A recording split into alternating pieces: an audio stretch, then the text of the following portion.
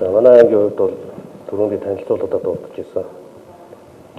Улсын хурлаас баталсан улсын хөгжүүлэх 5 жилийн үндсэн чиглэлтэй уялдуулаад аймгийн 5 жилийн үндсэн чиглэлээ боловсруулад аймгийн эдийн хурлаар хэлцүүлж батлуулаад хэрэгжүүлээ явж байгаа. За энэ 5 жилийн үндсэн чиглэлд үндсэндээ 8 зорилго 30 зорилтыг тусгаж энэ 5 жилийн хугацаанд хэрэгжүүлэхээр зорж байгаа. За энэ дотроос тэргүүлэх ач холбогдолтой 3 чиглэл салбарын дурдах юм бол аялал жуулчлалын салбар нэгдүгээрт, за хоёрдугаарт дэд үтсийн салбар, за гуравдугаарт байгаль орчны салбар орж байгаа. За аялал жуулчлалын салбарын хэмжээнд тэргүүлэх ач холбогдолтой чиглэлийн дурдах юм бол аялал жуулчлалын бүтээгдэхүүн үйлчлэгээний чанар стандартыг сайжруулад өрсөлдөх чадварыг дэвшлүүлж жуулчдын тоог нэмэгдүүлэх. За мянганы суутун Чингис хаан зохицлыг байгуулж Монголын нууц товчооны түүхэн дурсгал газруудыг хамгаалах, олон улсаас урьдчилан таниулж түүхэн аялал жуулчлалыг хөгжүүлэх. За тогтвортой аялал жуулчлал төслийг Хинцээ аймагт үргэлжлүүлэн хэрэгжүүлж иргэд аж ахуйн байгууллагын орлогыг нэмэгдүүлэх. гэсэн ийм зорилтуудыг дэвшүүлээд байгаа. За дэд үтсийн салбарын хувьд бол байгаль орчин дээлтэй тогтвортой аюулгүй тээврийн үйлчлэгийг хөгжүүлж аялал жуулчлалын маршрут дагуух авцааны сүлжээг өргөдгөх.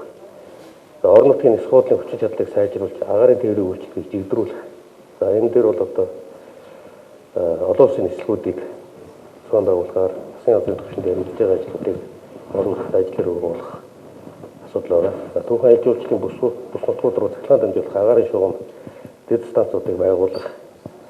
За сумд болон томоохон суурин газруудад инженерийн шугам сүлжээг үе шаттай тавих гэсэн ийм тэргүүлэх зорилтуудаа дэвшүүлээд ажиллаж байна. За байгаль орчны салбарын хүрээнд бол хөрсний үр жишийн чигийг хамгаалах, хөрсний дороотол бохирдлоо сэргийлэх, за хог иглийг дахин боловсруулах, хөрсний дороотолд орсон газрыг нөхөн сэргийлж эргэлтэнд оруулах гэсэн зорилтуудыг дэвшүүлж байгаа. За ойгоор бүрхэгдсэн талбай хэмжээг аймгийн хэмжээнд нэмэгдүүлэх, за нэг ховор амтан ургамлын нөөц ховорцсон зүйлсийг сэргээж ургамлыг зориудаар үржүүлэн таримжуулах. Усан сан бүхий газрын хамгаалтын бүс, усан хангамжийн их усрын эрүүл ахуйн бүсийн дэглэмийг сайжруулж, усны бохирдлыг бууруулж, хүн амын эрүүл аюулгүй орчинд амьсгах эрхийг хангах гэсэн. Үндсэндээ одоо ийм 3 тэргүүлэх салбарынхаа хүрээнд зорилтуудаа тодорхойлоод ажиллаж байгаа.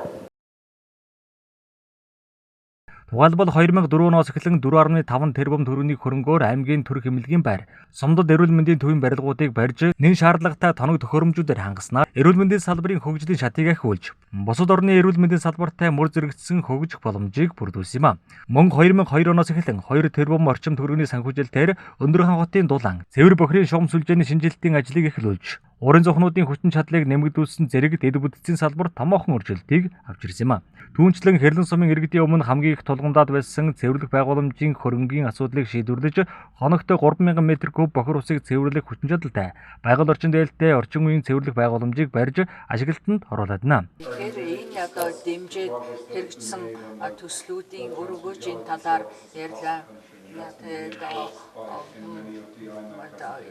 Эрүүл мэндийн яамны төрийн нэрийн бичгийн талаас одоо ер нь орон даяар хэрэгжсэн маш чухал төслүүдийн талаар ярьж байна. Эрүүл мэндийн хөгжүүлэх төсөл, мөн цаашлаад Ганбаатар даргаас авах одоо боловсролын салбарт цус сургууль цэцэрлэгүүдийг хөгжүүлэх тал дээр ямар ажлууд хийдэг, мөнх заяагийн зүгээс бас нийгмийн хамгааллын чиглэлээр хийж байгаа зүйлүүдийн талаар мөн тунгалаг тамир даргын зүгээс ч бас энэ чиглэлээр хийж байгаа зүйлүүдийг дэлгэрүүлээ ярьж байгааг сонсоод яг бодит төслийн бодит өргөөж гарсан үр дүнгийн талаар ингээ ярьж байгааг одоо бодит хүмүүсээс нь ингээ сонсох нь туйлын чухал байдаг.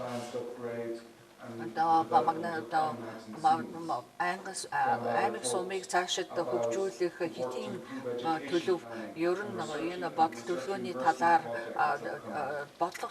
талаар тодруулан ярьж байна. Мөн одоо дуус бүс нийтийн түүхэн аялал жуулчлалыг хөгжүүлэх боломж болцооны талаар мөн тулгамж байгаа хязгаарлаж байгаа хүчин зүйлсийн талаар ярьж байна.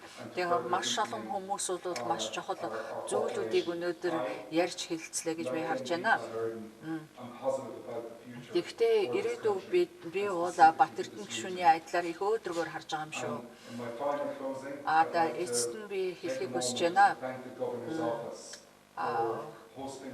Биднийг хүлээж авч энэ арга хэмжээг нутагтаа зохион байгуулж буй Хинтээ аймгийн засаг даргын тамгын газарт гүн талархал илэрхийлэх хүсэж байна.